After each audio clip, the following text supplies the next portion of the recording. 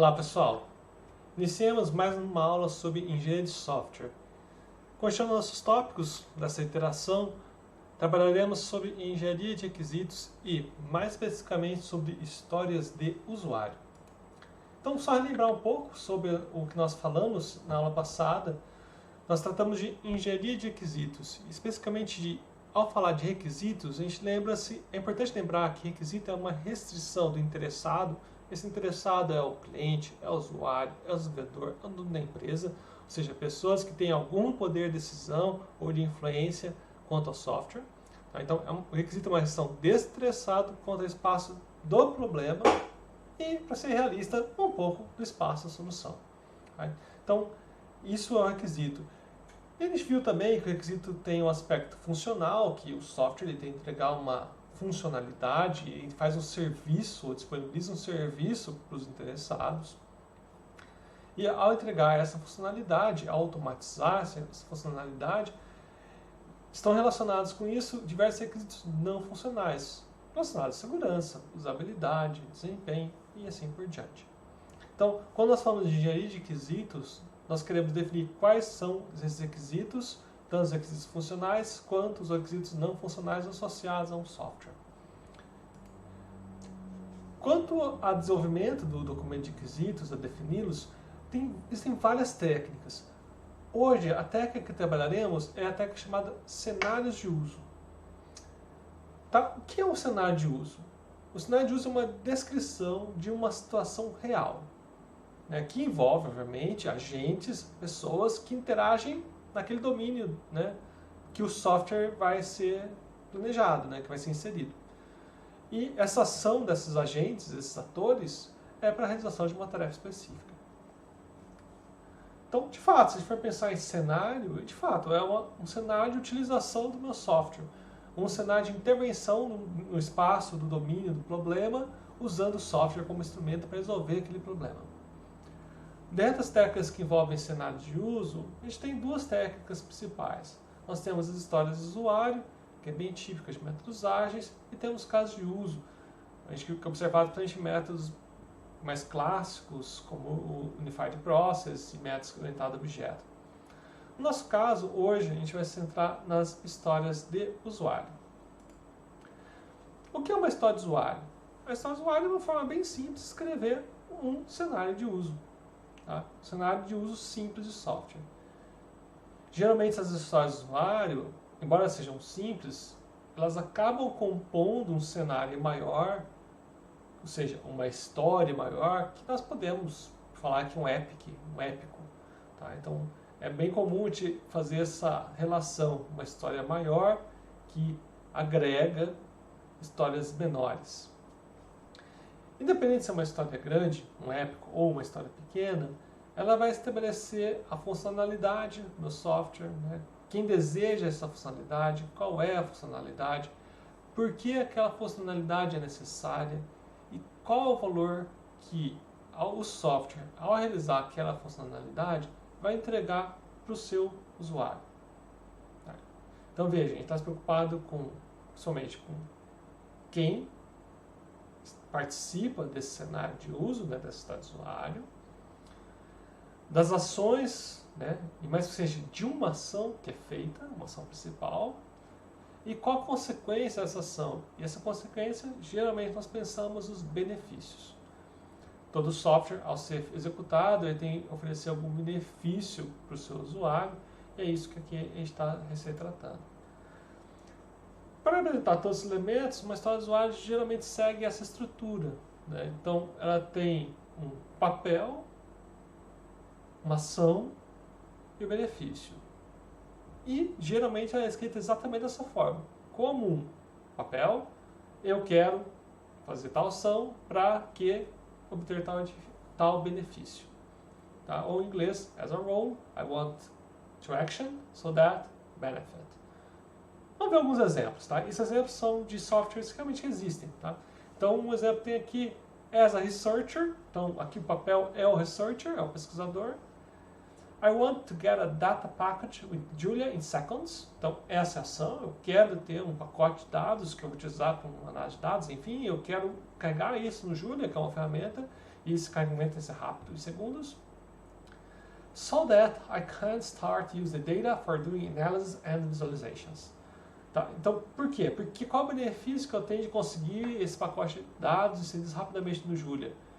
Para que eu comece a fazer análise de dados e as visualizações. Um outro exemplo.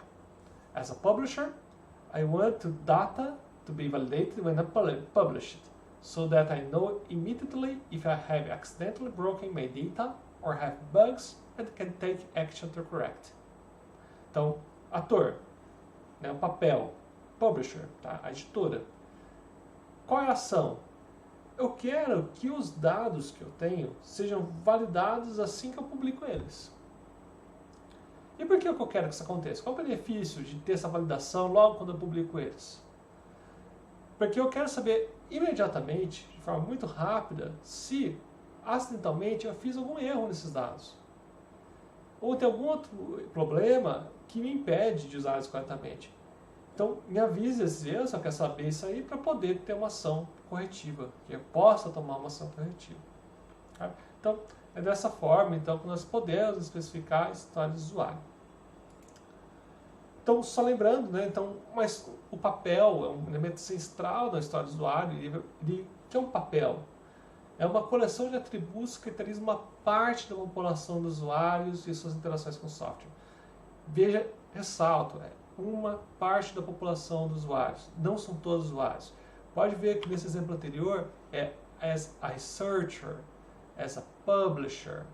Eu não tenho, né, a questão aqui, eu não tenho as a user.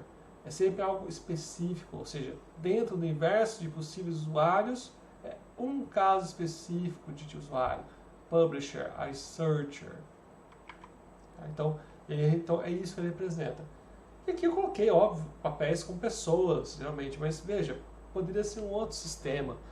Desde seja alguma coisa que tem uma coleção de atributos, ou seja, se a gente for pensar em orientação a objeto, uma classe que tem atributos, que tem um estado caracterizável. Tá? Então, desde seja isso e seja algo, essa coleção de atributos, ela tem que ser capaz de fazer interações com o meu software. Tá? Então, esse é um ponto muito importante no papel. Veja, também aqui eu coloco sempre um papel, não são 2 papéis, 3 papéis, é um papel só na história do usuário. Tá? Um outro ponto importante é a ação, a funcionalidade, ou que algo ou alguém, naquele papel que se estabeleceu antes, executará com o software. Tá? Veja que a gente está especificando o que será feito, mas não como será feito. Tá? Então, é importante a distinção. Eu quero carregar os dados, mas eu não disse como vai ser o carregamento desses dados.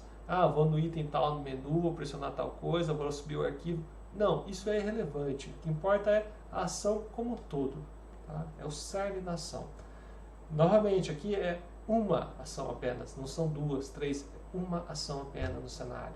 Tá? É uma ação apenas na história do usuário. E finalmente o benefício. Toda a história do usuário, né? Se uma pessoa faz uma ação, toda ação tem uma consequência. Qual é a consequência? Então aqui o benefício é aquela consequência que a execução bem sucedida daquela ação causará ao usuário. Tá? Em especial aquele do papel da história. Obviamente que aqui eu posso ter consequências, né, benefícios que são mais amplos do que aquele para o usuário que faz parte do que está exercendo aquele papel. Tá? Mas geralmente está atrelado àquele ator, tá? Aquela pessoa. Bom. Conhecendo os elementos principais da história do usuário, nós temos que definir algumas características necessárias para uma história. Primeiro item. Toda história tem que ser completa. O que quer dizer completa? Uma história é uma frase, ela tem início, meio e fim. Tá? Então ela é uma frase bem formada, é perfeitamente compreensível em linguagem natural. Essa é uma frase que vai ser entendida pelo nosso cliente, pelo meu usuário, pelo desenvolvedor. Qualquer pessoa tem que ser capaz de ler uma história e entendê-la. Outro ponto importante numa história de usuário. Atômica. O que quer dizer atômica? Significa que ela atende apenas um único problema. Tá? Só tem um foco. Talvez quando eu falo em épico, ela é um pouco mais amplo, mas a história do usuário ataca um único problema. E por que isso? Se eu atacasse mais problemas, né, ficaria difícil, seria muito vago, ele tem precisão. Isso impacta em como vou utilizar essa história do usuário lá no meu ciclo de desenvolvimento, nas minhas interações. Então é importante que aborde apenas um único problema. Continuando essa questão de atômica e um único problema, uma história do usuário tem que ser mínima. Ela tem que ter apenas um papel, uma ação e um benefício, nada mais. Às vezes pode ser tentador colocar mais de um benefício. E tudo bem, talvez realmente tenha mais de um benefício. Mas a ação é uma ação apenas. O papel é um papel apenas. Ah, mas tem dois papéis que podem executar aquela mesma ação e ter o mesmo benefício. Escreva duas histórias do usuário, isso não é um problema. Ou então, crie um papel novo que generaliza, que abranja aqueles dois papéis específicos. Bem? Então tem formas que você pode trabalhar. Não sinta-se acanhado em quebrar uma história de usuário em histórias menores. Isso é legal, isso é perfeitamente aceitável. Outra coisa importante da história do usuário é orientada a problema. Ela trata apenas do problema, ela nunca indica a solução. Ela não guia a solução daquele problema, como vai ser resolvida aquela história do usuário. Ela não pode ter ambiguidade, ou seja, ela tem uma única interpretação. O fato de ser atômica, ter apenas um ator, né, uma ação, um benefício, ajuda nisso. Quanto menos informação, mais fácil, não tem ambiguidade. Tá? E finalmente, uma história em si, ela não depende de outra história. Ela não se refere a outra história. Tá? Então, ela é autocontida. A única exceção aqui é quando fizer um épico.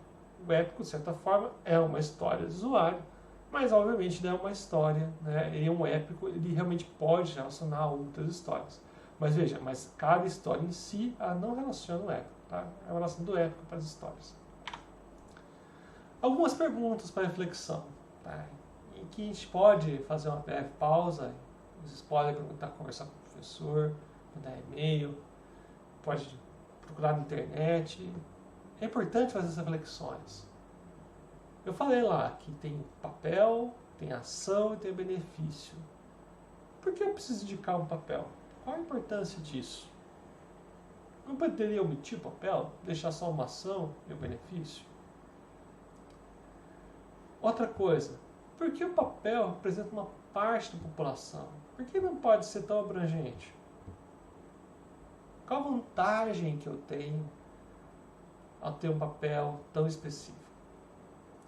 Outra pergunta. Por que as histórias devem ser independentes? Um problema. No início desta aula, eu falei de requisitos não funcionais. O que a gente viu até agora do história do usuário é sempre uma função que entregue. Mas e as coisas não funcionais? Como que eu trato elas numa história do usuário? Nesse mesmo âmbito, como eu retrato as consequências negativas? Nem tudo que acontece pode ser bom. Tá? Então, como que eu apresento essas consequências negativas, que talvez tenham até relacionadas com requisitos não funcionais? Como que eu faço isso com a história do usuário? Dê uma pensada, pause, depois a gente continua.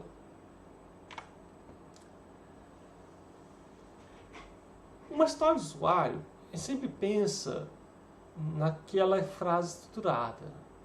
Papel, ação, benefício. Como tal papel, eu faço tal ação, de modo que obtenha benefício Y. Mas uma história do usuário, além de especificar essa frase, essa história, ela também tem um elemento muito importante, muitas vezes negligenciado, que são os critérios de aceitação. O que é o critério de aceitação? É um conjunto de condições que nós devemos observar no sistema, no software, após a execução daquela história do usuário. Executei a história do usuário com sucesso. O que aconteceu com o sistema? O que deveria, como deveria estar a situação do sistema após aquela história ter sido executada? Quem vai poder avaliar isso é o critério de aceitação. Então, esse critério de aceitação vai definir condições iniciais, porque a história ela acontece dentro do contínuo de utilização do software. Então, eu preciso saber a situação inicial de como estava a coisa antes de executar aquela história. Eu tenho que indicar a ação que foi realizada. Na verdade, a ação, se os critérios de aceitação estão relatados junto com a história do usuário, então é aquela ação da história do usuário. Talvez uma ação um pouco mais detalhada, nesse caso. E, finalmente, a gente tem o resultado esperado, né, que eu desejo que observar no sistema após a execução daquela ação. Geralmente, quando a gente faz uma história de usuário, um papel, a gente faz na frente, a gente coloca a história do usuário, com papel, ação e benefício, e no verso estão esses critérios. Tá? É uma forma estruturada. E dentro nesse verso, então, como eu escreveria? Né? Então, considerando tal contexto, quando a ação X é executada, então um conjunto de consequências observáveis ocorre. Given context, when action is carried out, then a set of observable consequences occur. Tá?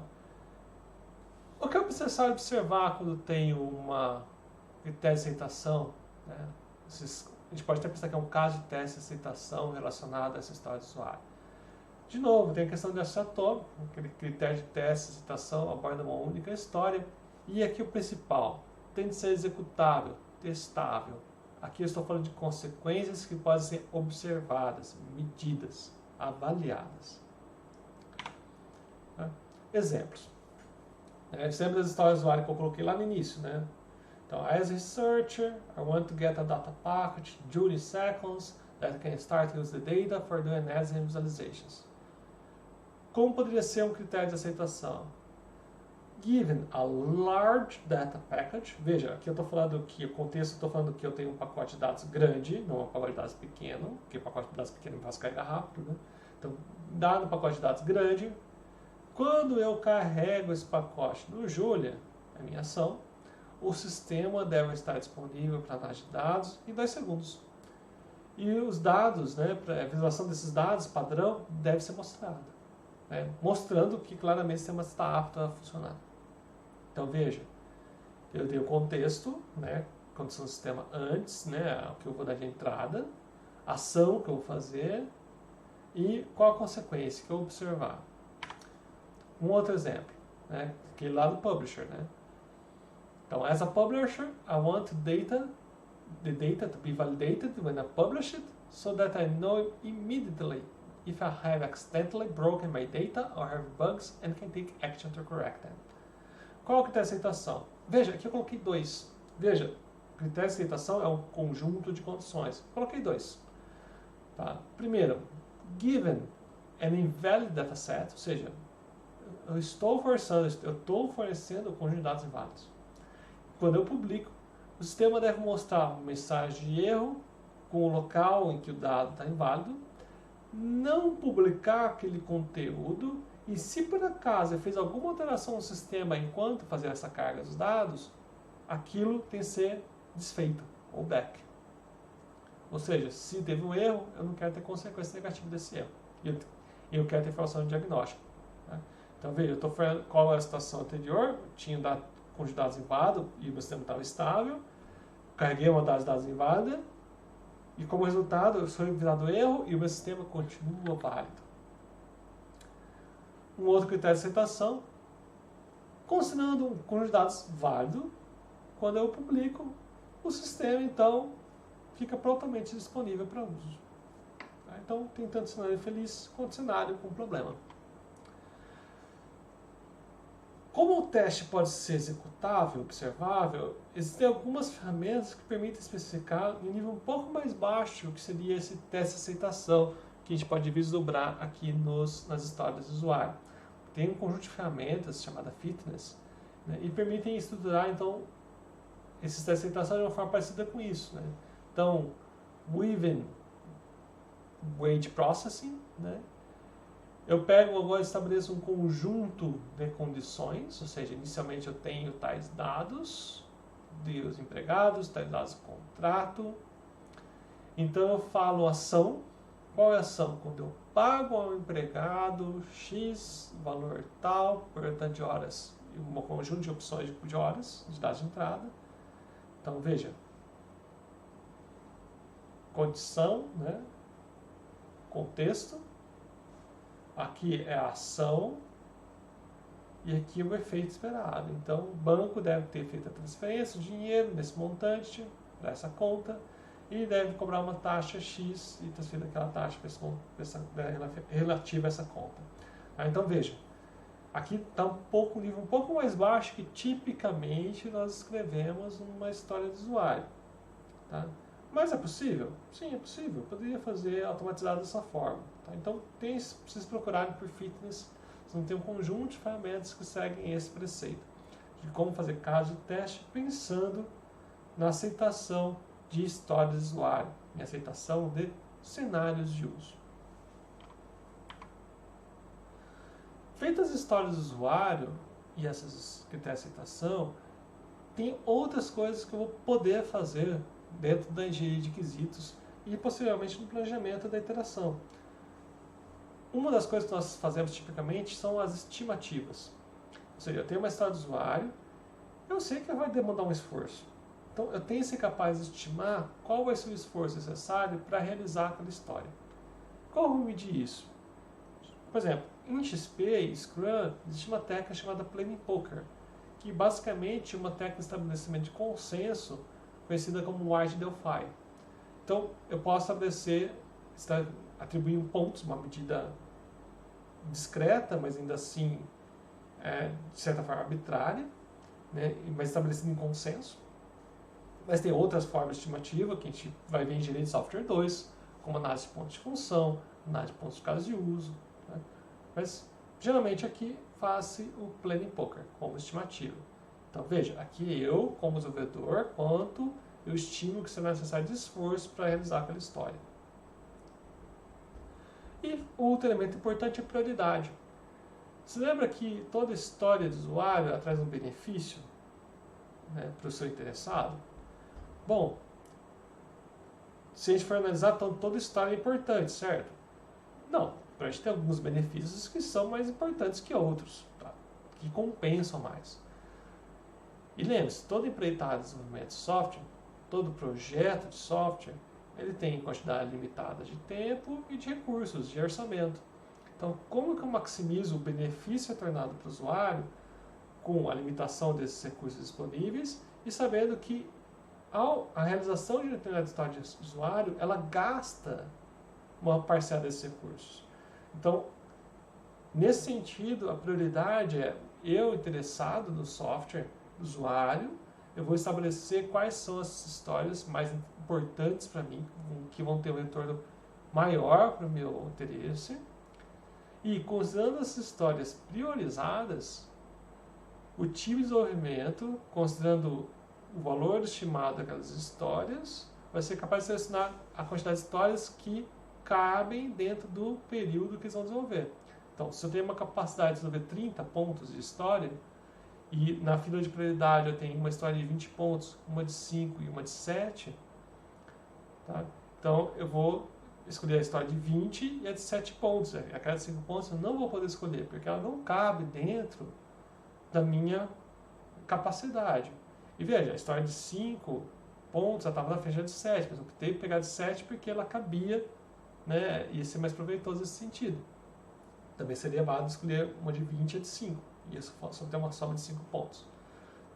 E vão ter cenários em que o usuário vai ter várias histórias com uma prioridade elevada e você fez estimativa e a estimativa está alta, mais alta do que a sua capacidade naquele instante para fazer histórias, de realizá-las, de implementá-las. Nesse caso, tem a questão disso. Lembra que eu falei anterior de negociação? É um meio de negociar, ou seja, como que eu posso alterar aquela história para dividi-la em histórias menores, de tal forma que eu consiga fazê-las de forma hábil. Quando que eu escrevo essas histórias de usuários que têm aceitação? No início do projeto. Tá? Não necessariamente no início de cada iteração. Tá? No início da iteração você vai planejar, reorganizar as histórias que serão implementadas. Mas quando elas são escritas, é um momento à parte, geralmente no início do projeto. Tá? nas iterações, início e durante o desenvolvimento como um todo, eu posso atualizar aquelas histórias. Talvez eu crie novas histórias também, mas tem um momento que eu vou me concentrar em criar essas histórias. E de fato, né, quando eu vou criar histórias novas, eu posso criar um momento bem específico. Eu posso fazer, por exemplo, uma oficina para escrita de histórias. Um momento que eu posso reunir o time de desenvolvimento, os usuários, outros interessados da empresa que eu estou atendendo. E num espaço de tempo relativamente curto, por exemplo, 8 horas, eu escrevo um conjunto de histórias que são importantes. Por que é importante botar um limite de tempo? Porque a quantidade de requisitos que pode existir para o sistema é infinita. Se a gente der mais tempo, surgirão mais requisitos. Estabelecendo o limite de horas para definir os requisitos, pelo menos a gente sabe que serão os principais requisitos que o usuário precisa para aquele software. Tá? Nisso aí, então, a gente vai conseguir definir uma quantidade de histórias que seja suficiente para estabelecer um produto minimamente viável. Lembrando que a gente quer entregar um software que funcione para o usuário, que demonstre o benefício para o usuário ao realizar, ao concretizar aquela história. Geralmente eu vou representar essa agregação, né, esse enredo maior de histórias por um épico. Tá? Que ele realmente pode estruturar várias histórias. Cada história é independente, mas eu posso ter um épico que organiza elas. Tá? E quantas histórias vou ter? Então, vai ter 8 horas, já vai limitar. E além disso, um outro termômetro pode ter.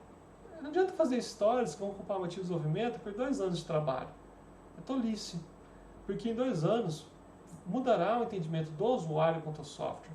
Mudará a importância daquele benefício que ele estabeleceu anteriormente naquela história. Então, é prudente que você defina uma certa quantidade de histórias, mas também não é demais. Ou seja, aqui eu sugeri 3 meses, histórias feitas para 3 meses de trabalho. É o suficiente. Quando chegar mais para frente, terminar esses 3 meses ou 2 meses e meio, faça um novo workshop.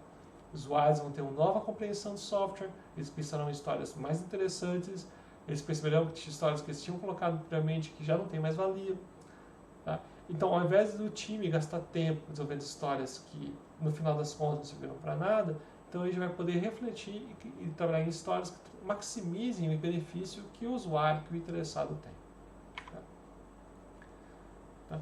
E feito esse momento de criação de histórias, a gente sempre tem que lembrar que se estão fazendo desenvolvimento interativo, eu espero que vocês façam sempre de forma interativa, tá? No início de cada interação você pode atualizar as histórias. Pequenas atualizações, pequenas revisões de prioridade, pequenas revisões quanto à estimativa. E sempre envolvendo o usuário.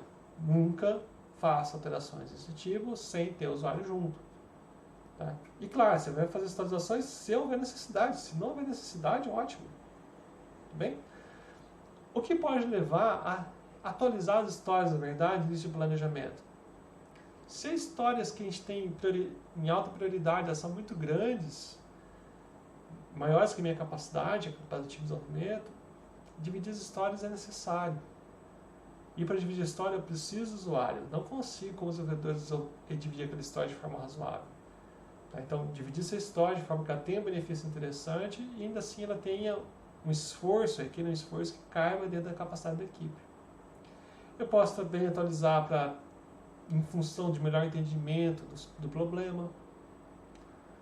Talvez meu software tenha evoluído e essa evolução também afete uma determinada história. Então, essas são boas razões para a gente pegar e atualizar as histórias do usuário e refinar os nossos critérios de aceitação.